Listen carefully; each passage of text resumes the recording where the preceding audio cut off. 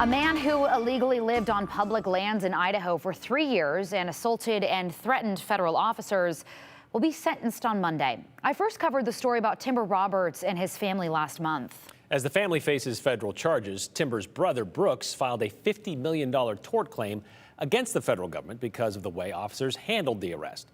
Forest Service and Bureau of Land Management agents went undercover at a trailhead in Adams County to take Roberts into custody. But things didn't go as planned, and officers shot Brooks multiple times. His attorneys accuse the agencies of, quote, needlessly and recklessly shooting him as part of a pointless and wildly dangerous ruse operation.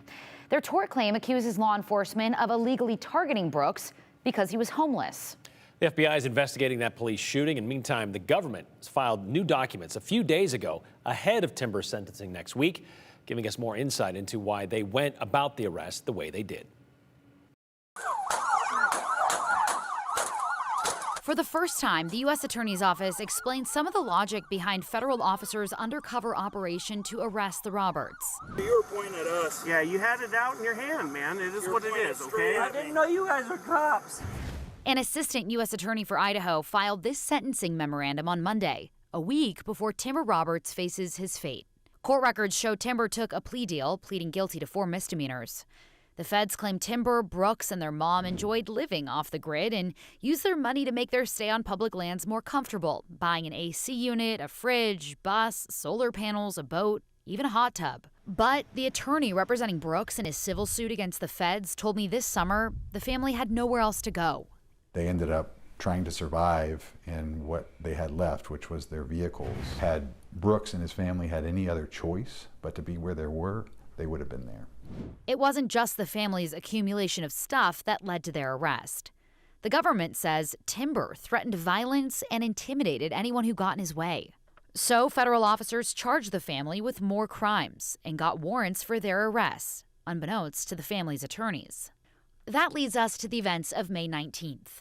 The sentencing memo states, quote, when considering how to effectuate the safe arrest of the defendant and his family, law enforcement considered, among other things, Timber Roberts' past violent and threatening behavior, his disdain for authority and law enforcement, propensity for him and his family to lose their cool, and the known fact that the Roberts family kept weapons in their trailers.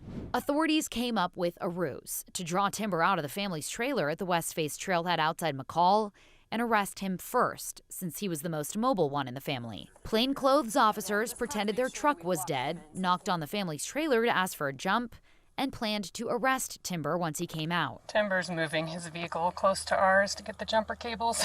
He's in the vehicle, but our guys are on him. The government's memo says the officers revealed their law enforcement badges, told Timber they had a warrant, and he was under arrest. You can't hear officers explicitly say who they are, but you can see their badges in this body cam video. Former U.S. Attorney of Idaho, Wendy Olson, told me it's best practice for law enforcement to identify themselves so people comply, and showing a badge is enough. But this was an unusual set of circumstances, and it was Timber's brother, Brooks, who wasn't clear about who they were. Hands are on. Team 2, come on. Timber yelled for his brother to help as he resisted arrest.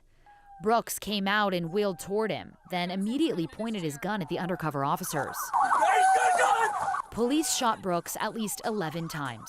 The plainclothes officers didn't announce themselves as law enforcement.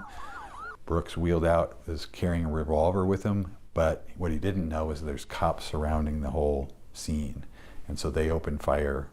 The U.S. Attorney's Office says Timber's actions led to the police shooting that, quote, threatened the lives of law enforcement and his family, and he should be sentenced accordingly. They say he has a serious disregard for the law and asked a district judge to sentence him to 6 months in prison, followed by 3 years probation, as well as ban him from camping or living on Forest Service and BLM lands.